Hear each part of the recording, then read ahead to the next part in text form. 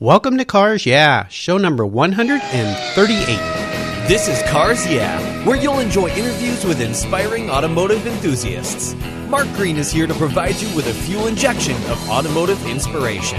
So get in, sit down, buckle up, and get ready for a wild ride here on Cars Yeah.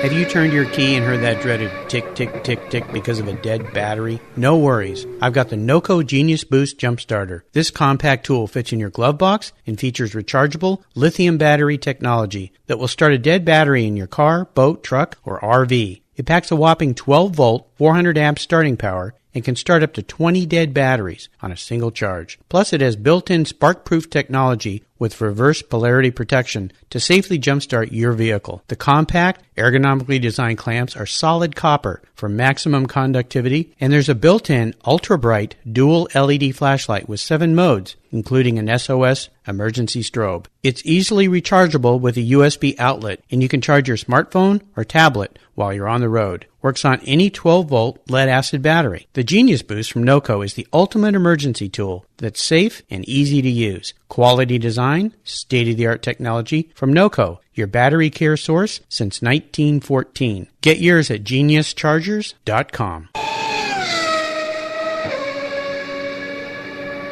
Hello, automotive enthusiasts. Today I'm really excited to introduce a very special guest, Russell Byrnes. Russell, are you buckled up and ready for a fun ride? I am. I'm looking forward to it. All right. It is so great to have you here. Russell Byrnes is the founder of Linear Edge. It's a global motorsport lifestyle company. He designs and develops innovative and unique wall sculptures for motorsports enthusiasts like you and me.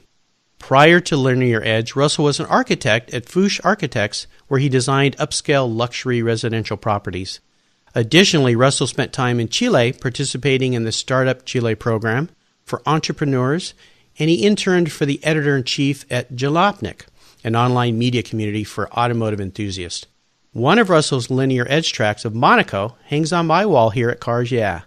So Russell, I've told our listeners just a little bit about you. Would you take a moment and share a little bit more about your history, your career, your business at Linear Edge, and your interests and passions for automobiles?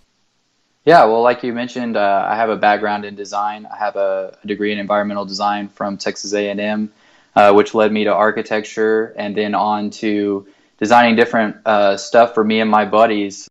First the wall sculptures and then on to the coasters. And at the beginning, one of my buddies told me, he said, you should make a website. And I thought, it never even crossed my mind that that's something I should do, that the other people might want this. So he encouraged me to do that, and it led me to a career where I get to do something I love, and now I have more free time to play in the garage with motorcycles and cars, so it's all worked out really, really well. Well, I found you many, many years ago at a company I was working at, and we started selling your beautiful, I call them works of art, your racetracks. They're much more than racetracks. And I was so excited to find what you were doing because it was so different. It's a three-dimensional type art piece, car-related. And what's really fun is when people see them, sometimes they go, what is that? Oh, yeah, that's Laguna Seca or the Nürburgring. So tell me a little bit before I get into the questions with you.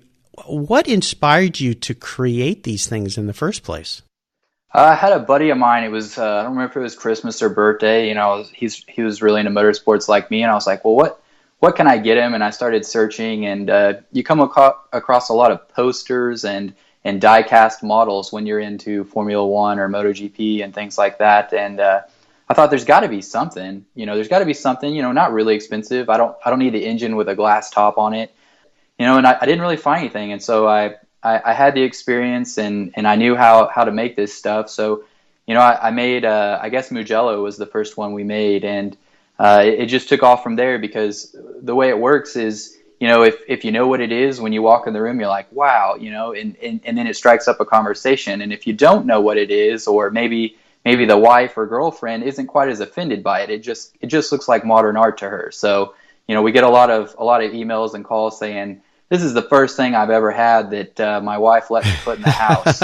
Yes, I understand that as well. My wife, Jill, of 30 years, has been really kind to me and lets me put all sorts of automotive art around the house. My friends come in and go, how do you get away with this? But your pieces are so unique. Can you describe real briefly how they're created and what they're made out of? Sure. So they're made out of Russian or Baltic birch with a top layer of black laminate.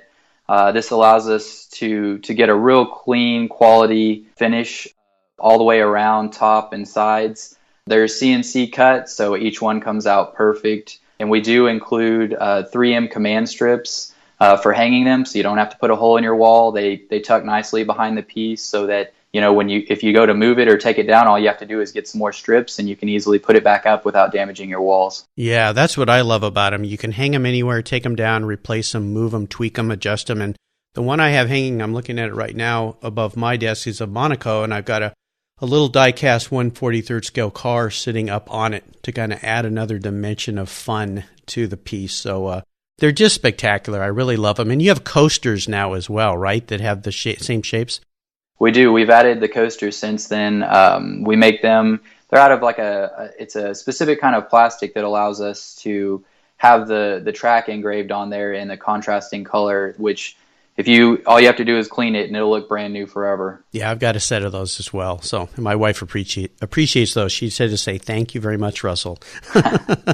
Well, let's get on with some questions here. As we continue on your journey, I always like to start with a success quote. And this is a saying that's been instrumental in forming your life and your success, something of great meaning to you. And it's a really nice way to get the inspirational tires turning here on Cars Yeah. So Russell, take the wheel.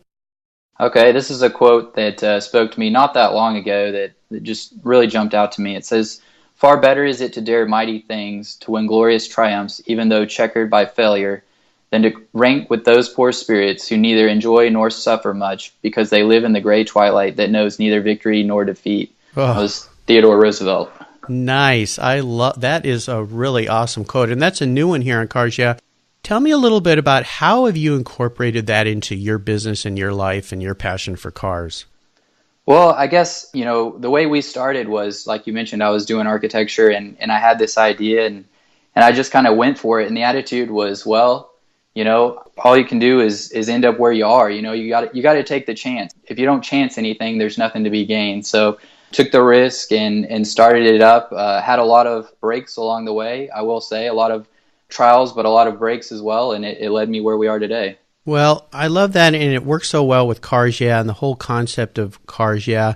This is an entrepreneurial, spirited show where people can listen and be inspired by someone who was successful in one career, but it wasn't in the field of passion that you were passionate about, and that's why I really wanted to have you on the show. You tick off every box for Cars Yeah, so I think that's fantastic. I love that quote. Could you share with me a story that instigated your passion for cars? Tell me about that pivotal moment as you remember when you really knew you were a car guy. I guess it started when I was a little kid. I finally saved up and got my first little go-kart and used to have so much fun with that, which led to a four-wheeler, which led to a jet ski, which led to, it just kept going as I got older and could amass more money. But I remember I would go over to my neighbor's house who had quite the toy collection. But besides that, he was really skilled, and he could build up his own rock crawler Jeeps and do it all. And that's when I realized that, not only can you get the stuff, but you can make it exactly how you want if you put in the time and effort. Oh, yeah. I had a friend similar who had a really nicely decked out garage. I used to go over and we'd work on cars and rebuild engines and play with them. So it's great to have somebody like that as an inspiration. So Russell, what I want to do now is take a look at some of the roads you've driven down and crawl under the hood a bit, maybe get our hands a little dirty here, but ask you to share a huge challenge or even a great failure that you faced in your career. But the most important part of this question is how you overcame it and what you learned from it. All right. Well, when I was trying to start Linear Edge, I was still doing architecture at the time, and I didn't have all the equipment and I didn't have all the means to just launch the company. So I tried to, I guess what you'd say, soft launch it, where I was contracting out people to make the tracks for us. We went through 3 different people that all failed me miserably, and it got to a point where I thought my dream had come to an end.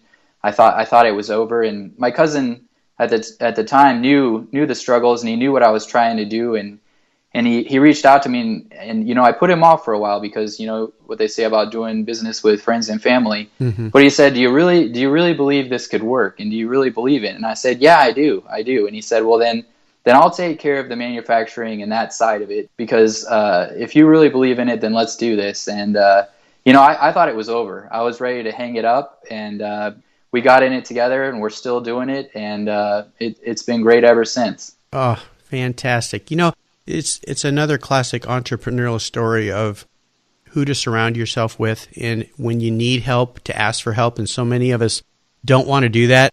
There's something about, that's a failure, I can't do it on my own. But what a wonderful opportunity that you had for a family member who's helped, and that he's still working with you. So I'm sure glad that he reached out and that you accepted that. Yeah. Let's shift gears here, Russell, and go to the other end of the spectrum. And I'd love for you to share a story when you had a real aha moment with your career. That moment when you realized, you know what, I think this is really going to make it. And tell us the steps you took to turn that aha moment into your success. Well, this happened just shortly after I teamed up with my cousin. It was when Del Pelagians reached out to us. And at the time, I didn't know who he was. And he ordered a track. And he ordered it right in the middle of us having really bad luck with people saying they were going to do stuff or sending out worse quality than what they had showed us they were going to make when we contracted them. Dell got a bad track. I contacted Dell and told him that's not how we do things, and that's not what the kind of quality of product we put out is. And I told him we'd make it right. And we did. Chase, my cousin, made another one. He made it to our qualities and our standards, and we sent it to Dell. He was really impressed with not only the product, but the customer service. And he said, that's really important here. So I want to take this to our merchandising department and see what they think. And, whether they wanted my product or not at that point, the fact that someone not only liked our product, but appreciated the way we handled and the way we do business, that meant the world to me. That meant that maybe I was doing something right. Maybe this could go somewhere. Well, you got so many golden nuggets there. One is being willing to admit an error or mistake, stand up to it and say, we'll make it right. So many companies don't do that simple little task. They make up excuses. They come up with reasons instead of, we're going to fix this for you. And having someone like Dell, and I worked with Dell for many years, an awesome guy, that would understand that and accept that and give you another chance is fantastic. So I think there's a great lesson here learned for all entrepreneurs. You're going to mess up. You're going to screw up. Stand up behind it. Do what's right. Treat people the way you want to be treated. And all things will come true. So that's great. Awesome. Love it. How about proudest business or career moments? I'm sure you've had many. Can you think of one in particular that really stands out for you? Yeah, like you said, we've gotten to work with a lot of amazing people and a lot of amazing companies that growing up as a kid, if someone told you, yeah, you get to work with Ferrari or you get to work with the BBC, you'd say, well, I don't believe you. But the one that really got me happened here recently. It was, we were in Road and Track magazine. And, as a kid growing up, you sit down and there's only a few magazines you look at when you got a chance. And that was one of them. So to see an idea go all the way to Road and Track magazine was really amazing when they wrote an editorial piece on us. Oh, I've had those moments, and they are really special because it's almost as if you can't imagine what you're seeing. Your eyes deceive you like, wait a minute, what magazine is this? Road and Track? Yeah, it feels really surreal. Oh, yeah. Well, fantastic, and kudos to you. That's an awesome, awesome moment. Let's have a little bit of fun here. Would you share with me your first really special car? It might be your first car, but it doesn't have to be, but a car that really had a lot of meaning to you, and maybe share a memory or two you had with that vehicle? Oh, well, I got a '01 F-150 Super Crew my senior year of high school. I'd finally saved up working in the summers. That was my car through senior year of high school and through college at Texas A&M, and just countless stories here in Texas, just driving out into the middle of nowhere, just going mudding, just having good times with friends, kind of your typical Texas stories. I know sometimes we used to drive out on these farm to market roads where there was absolutely no light and have a bunch of people in the car. And a trick I like to do was cut the lights and just scare the heck out of everybody. And what I'd be doing was driving with just the little fog lights down underneath. It would reflect just enough light off the center stripe so I could see where we were going. But everyone in the truck just thought we were going to die. Sounds like fun. Sounds like fun. How about seller's remorse? Is there a car you've had in your life that you sold that you really wish you could have back? Yeah, I get on Auto Trader and look from time to time for this car. I had an E46 M3. That car was just so special. It just drove like nothing else. You felt so connected to the road. It was so well built, and I miss it quite a bit. You know, I have an E46 M3. I think I sent you a picture of it yesterday, and I love that car. I've had it for, 9 years now. I ordered it new, and yeah, they are really cool. In fact, I'm a Porsche fan. Most people know that, and I bought a 911 after my first E46 M3, and about 8 months later, I decided to get another M3 instead as a daily driver because it just is such a well-connected car. Great on the track, great on the street. Yeah, wonderful. What color was yours? Mine was gray. Gray. Okay, well, mine's silver, so close. Well, keep looking. They're out there. Yep. But mine's not for sale. Sorry, can't have it. How about current projects? Is there a project that you're working on right now or something that's maybe coming up new that you're really excited and fired up about? We are working on a new product for Linear Edge that people have been asking for since the beginning, but it's just not that easy to pull off. I won't get into any specifics until we release it, but it's really going to take things to a new level. Apart from Linear Edge, but somehow related, is I just started a project car that we'll use to go out and get on the tracks and get connected with people.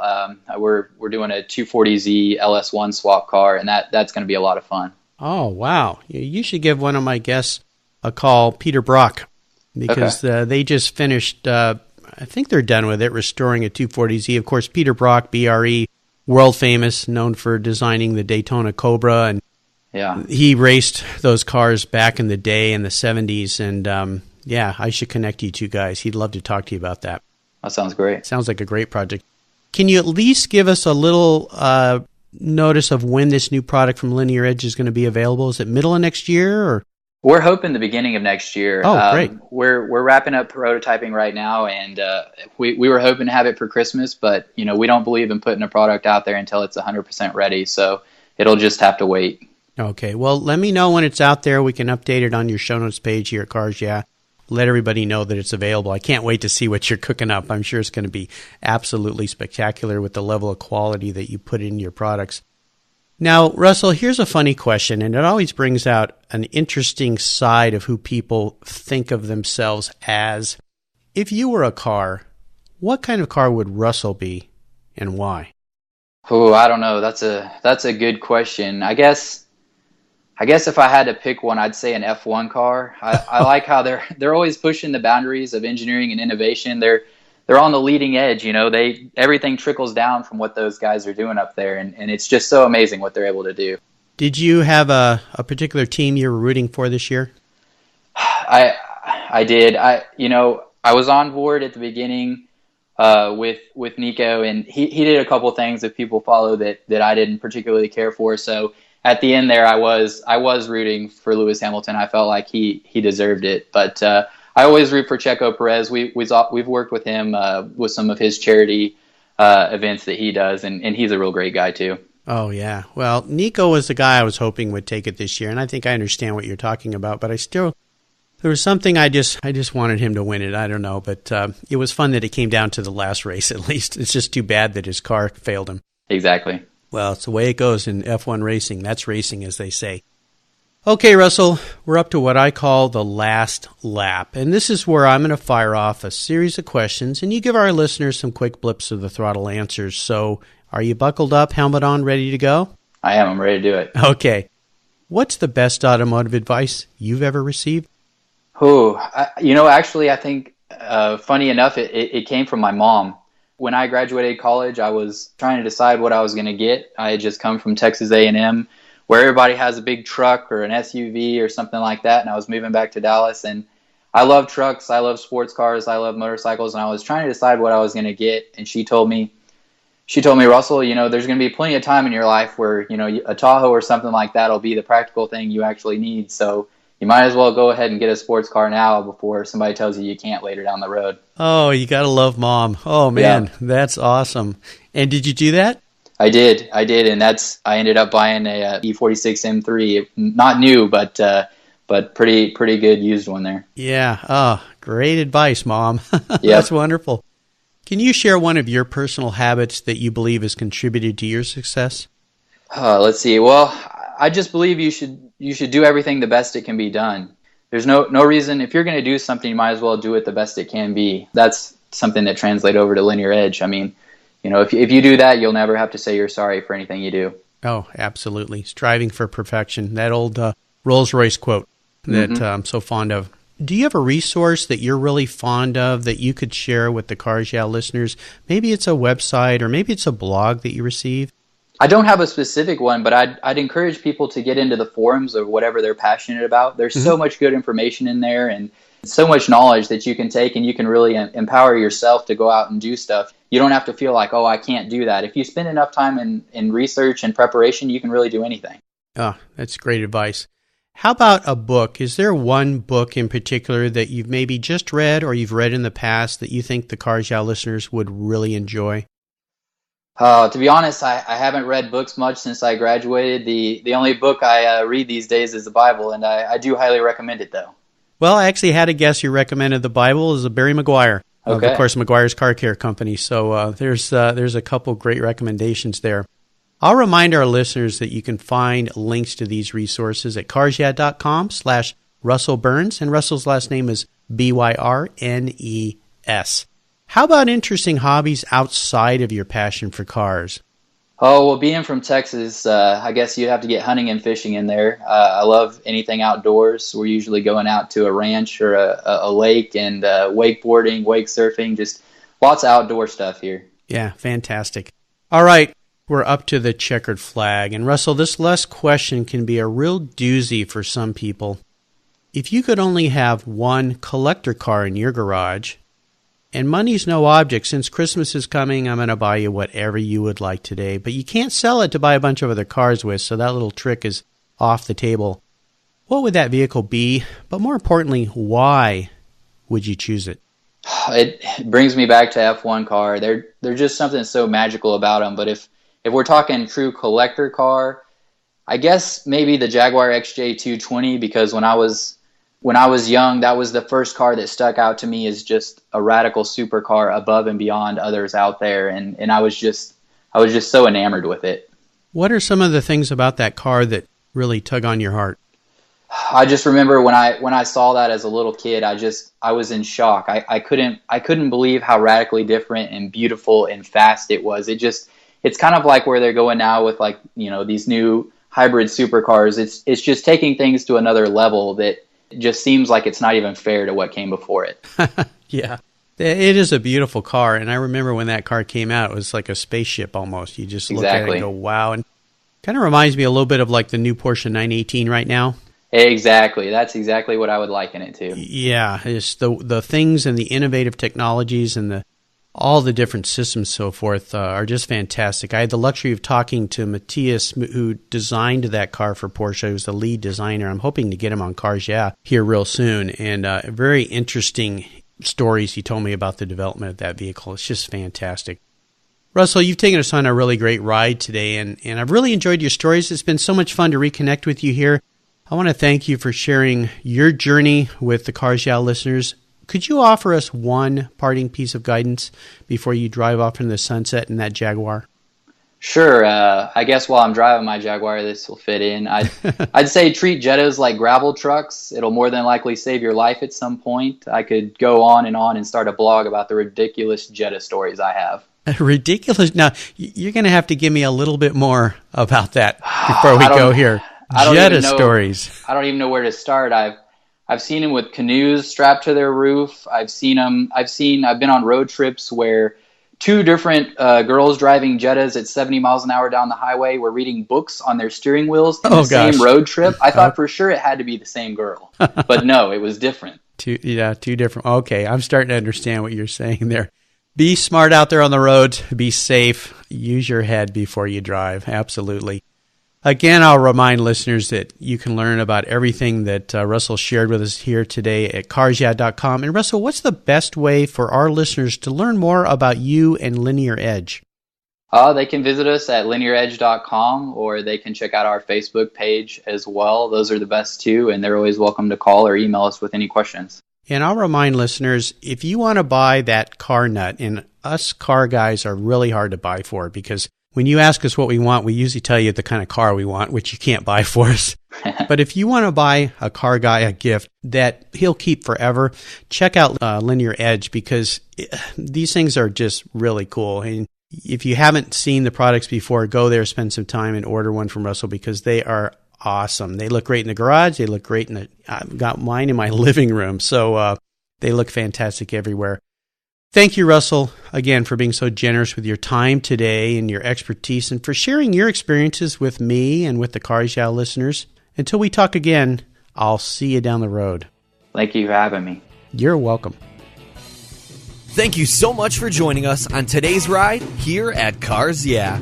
Drive on over to carsyeah.com to find show notes and inspiring automotive fun. Download your free copy of Filler Up, a fun book filled with gorgeous photographs of fuel filler fun, including quotes from more inspiring automotive enthusiasts. Download your copy today, and we'll see you next time on Cars Yeah.